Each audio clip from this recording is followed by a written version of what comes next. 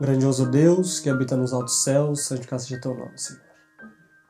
Te agradecemos pelas oportunidades que o Senhor tem nos dado de estar fazendo a sua obra, de viver num tempo em que nada nos impede.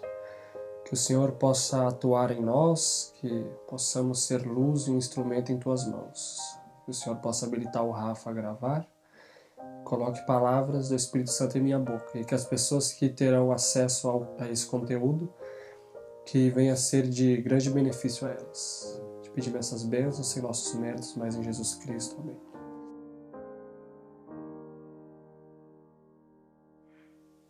Olá, meus queridos irmãos.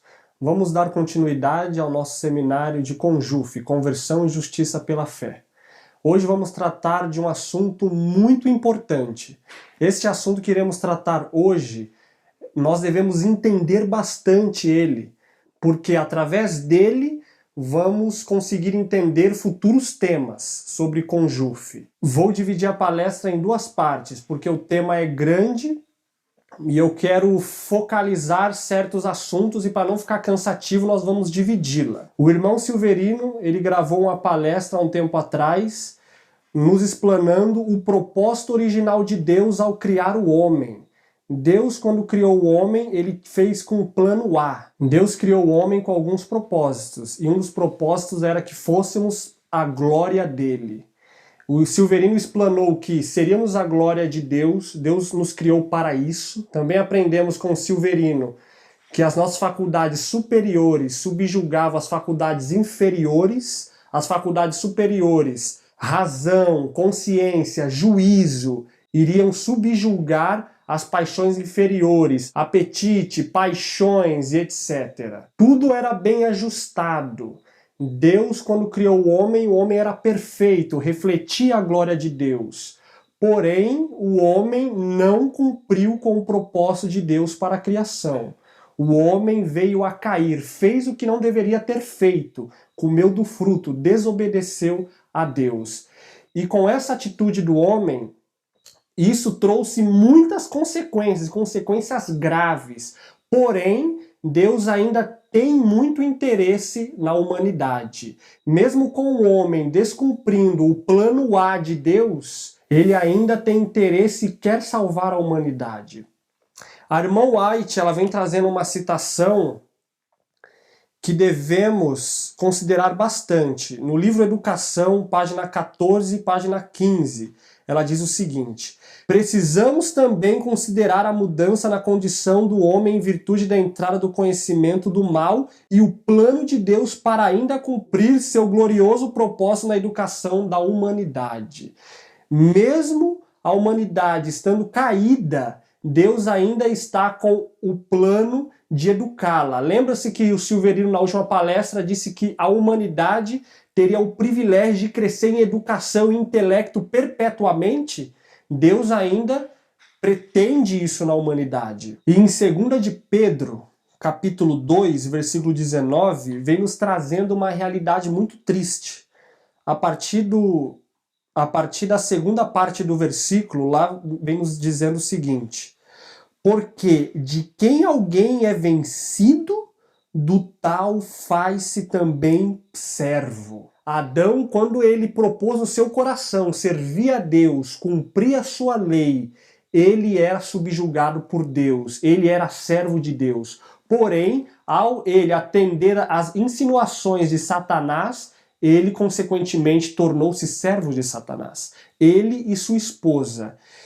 E essa subjugação não apenas ficou nele, mas estendeu-se para sua posteridade. Vamos ver em Gênesis, capítulo 1, a partir do versículo 26, é nos dito o seguinte: e disse Deus, façamos o homem à nossa imagem, conforme a nossa semelhança.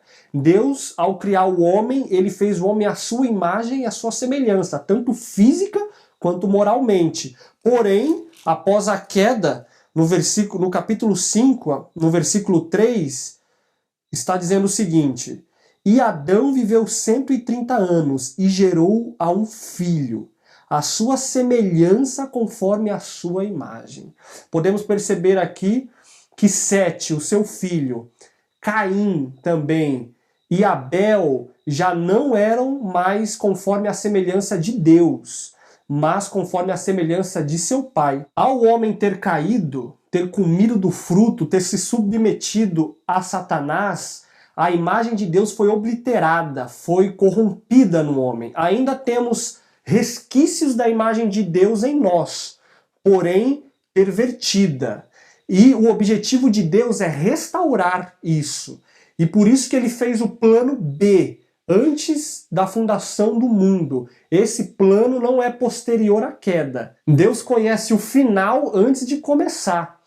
E por isso que o plano B já estava estabelecido. E podemos contemplar que a posteridade de Adão foi corrompida também na experiência de Davi.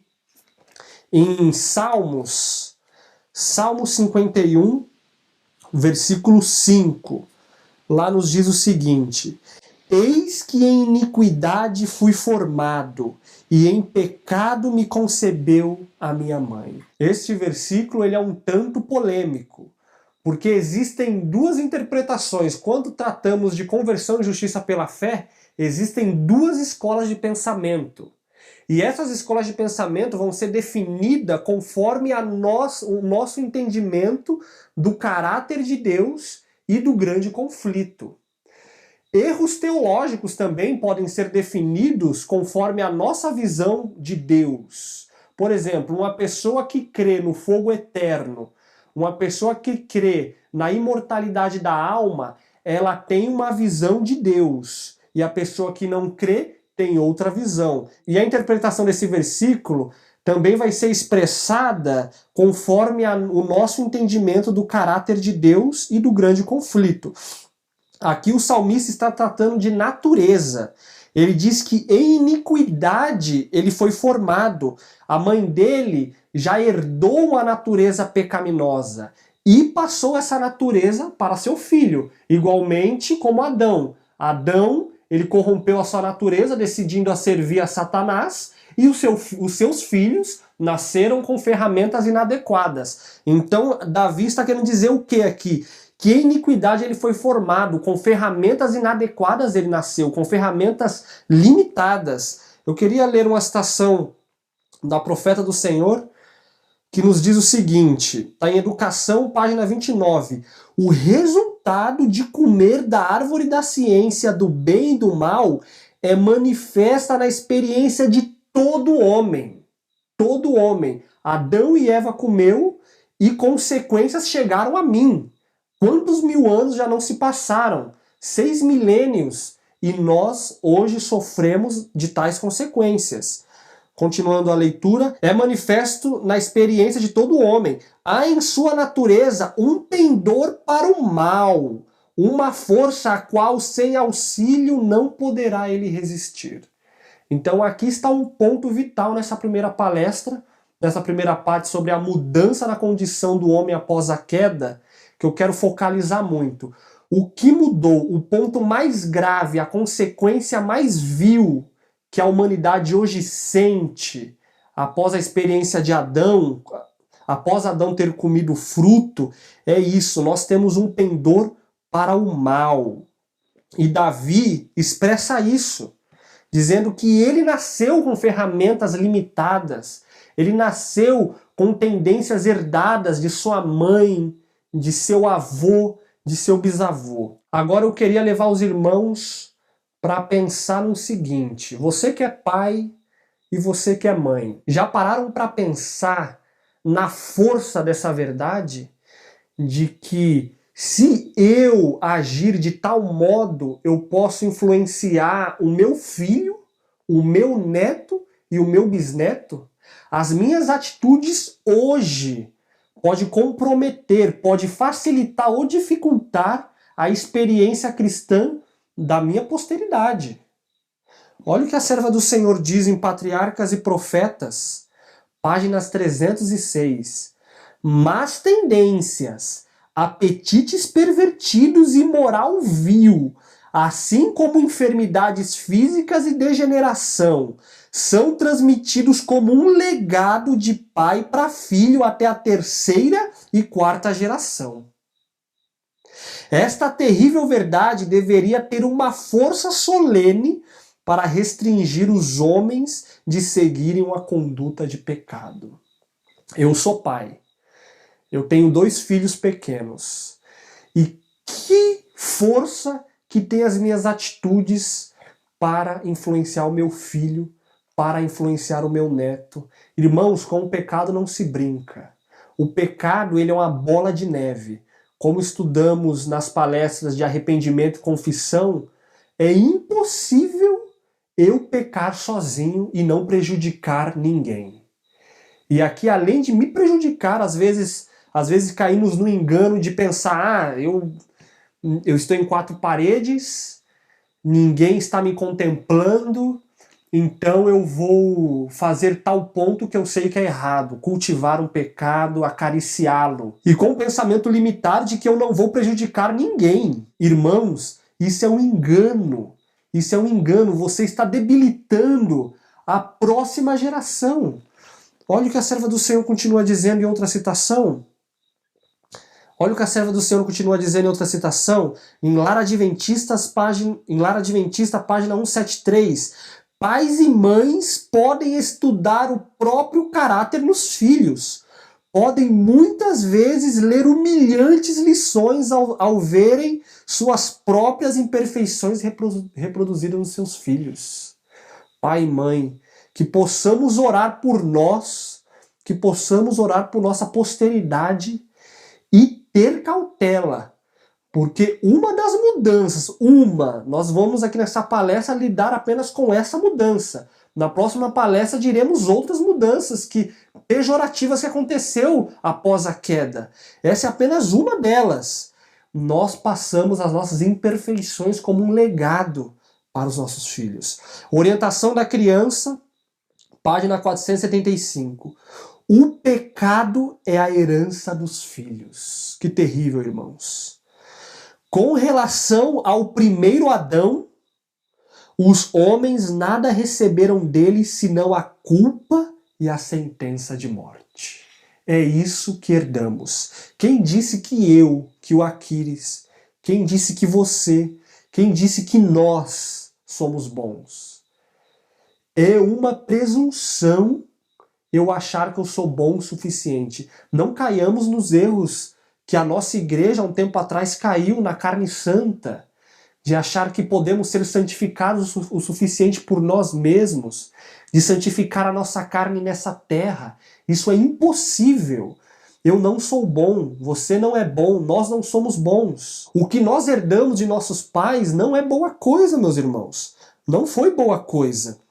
E olha o que Jeremias fala em Jeremias capítulo 13, versículo 23, olha o que nos é dito. Porventura pode o etíope mudar a sua pele?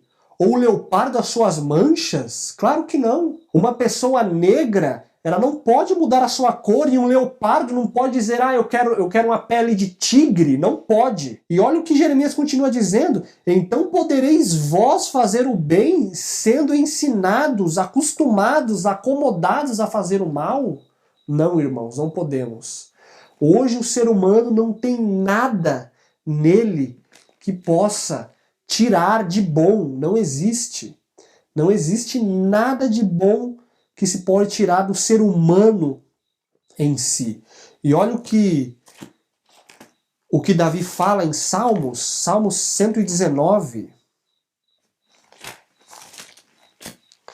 Salmo 119, versículo 5. Quem dera que os meus caminhos fossem dirigidos a observar os mandamentos de Deus. Quem dera, irmão. O padrão moral de Deus é a lei. A lei hoje foi adaptada ao ser humano nos 10 mandamentos. Mas a lei sempre existiu, o princípio da lei. Hoje temos os 10 mandamentos, que o princípio é amar a Deus sobre todas as coisas e o próximo como a nós mesmos. E esse princípio sempre existiu e a lei foi adaptada nos 10 mandamentos para nós. Mas o padrão nunca mudou, nunca mudou. E o salmista ele revela essa trágica citação, essa trágica realidade de que quem dera que o meu, que o seu, que o nosso caminho fosse dirigido a observar os mandamentos de Deus, a lei de Deus. Hoje, após o lapso que Adão fez ao comer do fruto, nós estamos em nota dissonante com a lei de Deus. E a lei de Deus é a expressão do seu caráter. Ou seja, estamos dissonantes do caráter de Deus. Olha essa citação, que vem nos dizendo o seguinte, o maior discurso de Cristo, página 54. É impossível ao homem de si mesmo guardar essa lei, pois a natureza do homem é depravada, deformada e inteiramente diversa do caráter de Deus. Que triste realidade. As obras do coração egoístas são como coisa imunda e todas as nossas justiças como trapo de imundícia. Isso é o ser humano. Estamos numa nota dissonante da nota de Deus. Por mim mesmo eu não consigo chegar no caráter, na lei de Deus. Agora, como é que faz? Porque, como eu disse, Deus não baixou o padrão. E vamos ver isso. A lei, o princípio da lei continua o mesmo. Eu posso entender intelectualmente que eu não devo roubar. Eu posso entender intelectualmente que eu não devo cobiçar. Mas a carne é fraca. Entender intelectualmente não quer dizer que eu não queira fazer. Jesus diz que eu não preciso consumar o ato para aquilo se tornar pecado. O fariseu, ele entendia que ele não podia trabalhar no sábado, mas na mente dele ele já estava em transgressão do sábado pensando em seus negócios, no financeiro. Então isso é a nota dissonante que está em nosso coração. Podemos entender sim que a lei de Deus é boa, mas por nós mesmos, nós não estamos mais em condição de viver a lei no coração, de amar aquela lei por nós mesmos, nós não estamos. Olha o que Paulo diz em Romanos 8, versículo 3. Porquanto o que era impossível à lei, aqui ele diz que é impossível à lei aqui está impossibilitada de agir, visto que estava enferma pela carne. Opa, peraí, o que está enferma? A lei ou a carne, ou o ser humano? A lei não pode ser. A Bíblia ela nos contradiz. O apóstolo Paulo, um pouco antes, aqui no capítulo 7, versículo 12, ele diz que a lei é santa, que o mandamento é santo, justo e bom. Então não é a lei o problema está no ser humano. O ser humano não consegue mais cumprir os propósitos da lei. Por que não consegue? Porque a lei ela requer uma coisa, meus irmãos: perfeita obediência. Eu não posso viver a lei apenas num ponto. Tiago ele vai fundo ao dizer que 10 menos 1 é 0. Porque se eu cumpro 9 mandamentos e não cumpro um, é a mesma coisa de não cumprir nada. Então a lei ela requer perfeita obediência e a lei ela está impossibilitada de nos ajudar na condição que estamos, porque temos hoje a natureza caída. Com o irmão Silverino, na palestra dele sobre o propósito de Deus, o plano A, o propósito de Deus antes do pecado, nós vimos que o ser humano ele tinha tendência a observar a lei. Ele amava a lei. Deus já tinha colocado no coração dele a nota certa. Então não era esforço para ele, não precisava de um salvador, porque ele já estava glorificado. Então para ele era coisa fácil. Mas mesmo assim, com todos os benefícios, ele escolheu a seguir e ser subjugado por Satanás. Então por isso que aqui Paulo diz que é impossível a lei nos salvar, é impossível a lei agir para ajudar o ser humano, porque a nossa carne chegou a um ponto que a lei não pode fazer nada. Então, o que vamos fazer? Porque Deus não mudou as condições. Olha só essa citação, que profunda. Essa citação está em Caminho a Cristo, página 62. A condição de vida eterna é hoje justamente a mesma que sempre foi. É a mesma, não mudou. Exatamente a mesma que foi no paraíso, antes do pecado, antes da queda de nossos pais. E qual era? E qual é a exigência? Perfeita obediência à lei de Deus, perfeita justiça. E isso, meus irmãos, o homem não tem para dar. Mas o padrão é o mesmo. E Tiago ainda diz assim falai e assim procedei, como sendo julgados pela lei da liberdade. Então o padrão é o mesmo. O padrão de justiça é a lei, é o princípio da lei, os 10 mandamentos. Mas o homem não tem isso para dar. Mas nem tudo está perdido. Olha essa outra citação que se encontra na Review do dia 27/10/1881. Depois da queda, seria impossível ao homem, com sua natureza decaída, obedecer à lei de Deus se Cristo não tivesse oferecido a sua vida. Assim, Cristo comprou o direito de elevar a raça humana aonde ela pudesse novamente viver em harmonia com seus reclamos, com seus requisitos. Então Cristo entrou. O padrão não baixou, mas Cristo entrou e viveu a lei. Ele pôde comprar vivendo vida justa, santa. Ele comprou os direitos para que o ser humano pudesse viver a lei e viver eternamente. Mas será que ao Cristo morrer na cruz, esses direitos de vida eterna está disponível a todos os homens? Sim, está. Porém, existem condições. Paulo ele diz que pelo pecado do primeiro Adão, pelo pecado de um homem, muitos se fizeram injustos, pecadores. E também que pela obediência de um homem, do segundo Adão, muitos também se tornaram justos. Mas será que a justiça desse segundo Adão, ou a injustiça desse primeiro Adão, ela acontece a despeito das minhas atitudes? Será que não tem nada a ver? Será que Deus predestina uns à salvação e à justiça e predestina outros à injustiça? Nós iremos estudar mais sobre esse tema numa próxima palestra.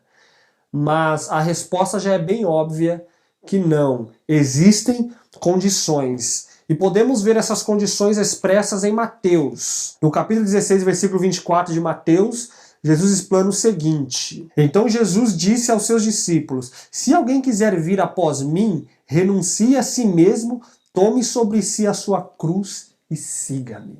Essas são as condições, meus irmãos. Essas são as condições. O ser humano, nós vimos que está numa nota dissonante de Deus. Não consegue mais viver segundo a lei. E a lei não baixou os padrões. Deus não baixou os padrões da lei. Porém, Cristo comprou os direitos para o ser humano. Só que para esses direitos serem aplicados em nossas vidas, é necessário isso que Jesus falou: abnegação, renúncia, esforço. Deus ele não vai abrir mão dos princípios da lei. Se ele fosse abrir mão agora dos princípios da lei, Jesus não precisaria ter morrido. E essas são as condições. É através da renúncia.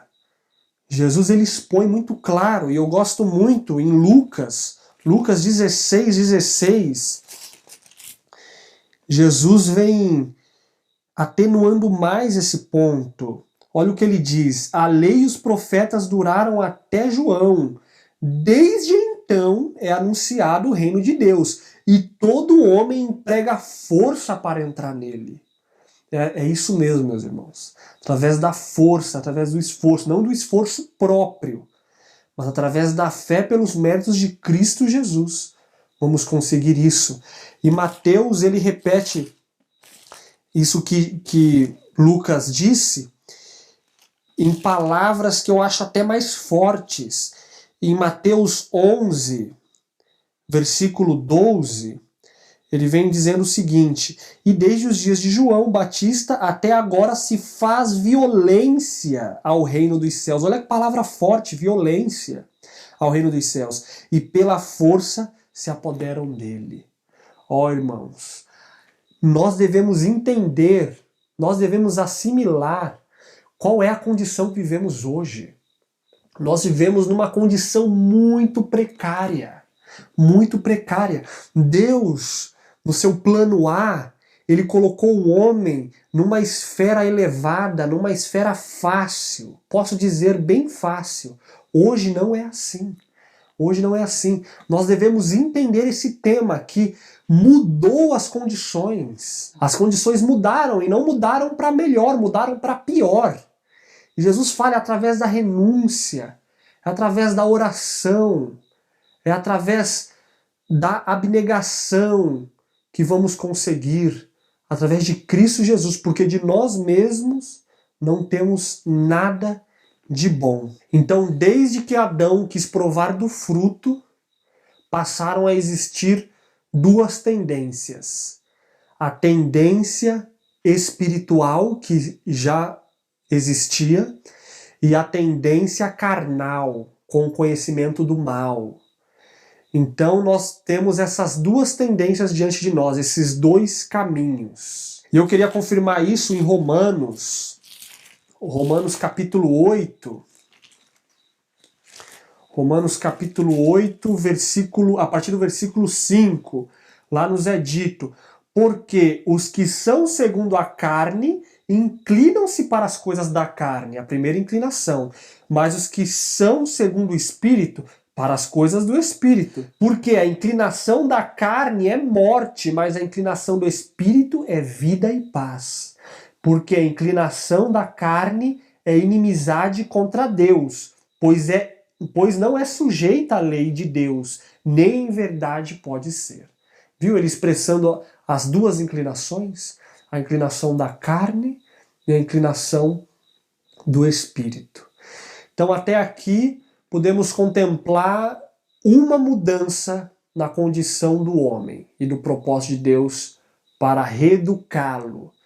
Porque Deus fez o homem segundo a sua semelhança e ele quer restaurar isso no homem. A religião vem de religar, para nos religar ao céu, nos restaurar. Nós fomos deformados e Deus quer nos restaurar. Então temos essas duas tendências, essas duas inclinações. Então essa foi a consequência mais grave na condição do homem. Foi perder a lei que estava aqui no coração. A lei estava aqui e já não está mais. Então, apesar de não termos mais a lei em nosso coração, isso não justifica a gente seguir as inclinações da carne. Isso não justifica. Porque o que mudou foi isso. O que mudou foi isso. Porém, Cristo, ele comprou os direitos. E um fator muito importante, eu quero que vocês, meus amigos, gravem isso, assimilem isso. O homem hoje é mau? É. O homem hoje está numa nota dissonante de Deus? Está. O homem hoje não pode por si mesmo seguir a lei? Não, não pode. Só que uma coisa não mudou, o poder de escolha. Deus, ele é um Deus de amor.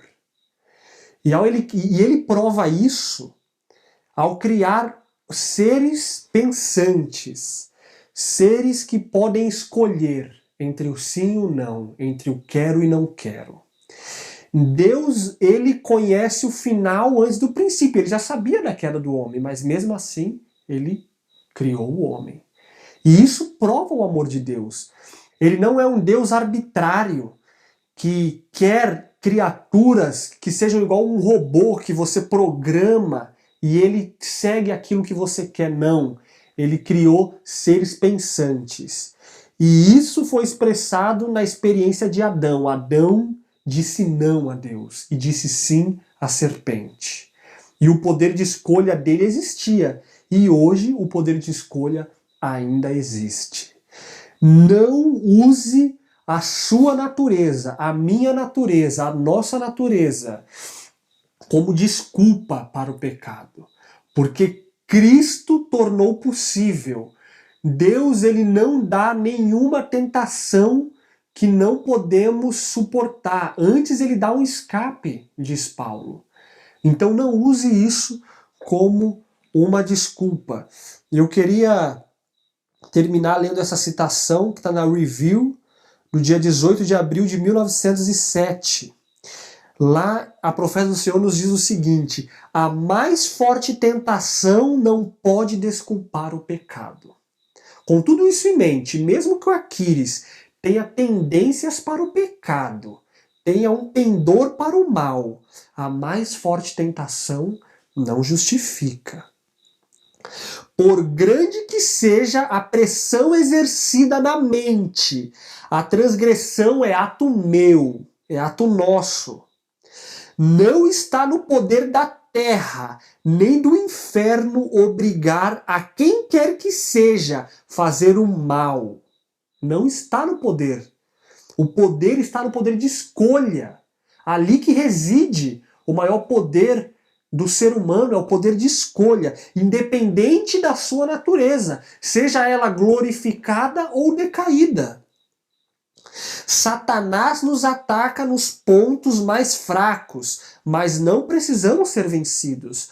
Por severo e inesperado que seja o ataque, Deus nos proveu auxílio e em sua força podemos vencer. Amém, irmãos? Através de Cristo, Ele providenciou meios para isso. Então não se desculpe, irmão. Eu não estou dizendo aqui que é fácil. Pois não é fácil, pois a nossa natureza é má. Só que Deus providenciou meios. Nós temos ferramentas limitadas, mas Deus tem ferramentas certas. E Jesus confirma isso ao dizer que devemos colocar os nossos fardos nele e tomar os fardos dele em nós. Pois dele que provém os meios, ele tem as ferramentas adequadas. Então, irmãos, não se justifiquem. Uma vez que você justifica o erro, você defende o pecado. Defendemos o pecado ao fazermos isso. Então que possamos assimilar isso nessa primeira palestra, de que o homem, a mais grave consequência que teve na mudança do homem após a queda, foi perder a lei no coração e amar o mal. Porém, a escolha está em nossas mãos e Deus providenciou os meios. De que lado estamos, irmãos? De que lado eu e você estamos e estaremos neste grande conflito? Então fechamos aqui a primeira parte de nossa palestra sobre a mudança na condição do homem após a queda. Espero ver os irmãos no nosso próximo vídeo. Que Deus nos abençoe.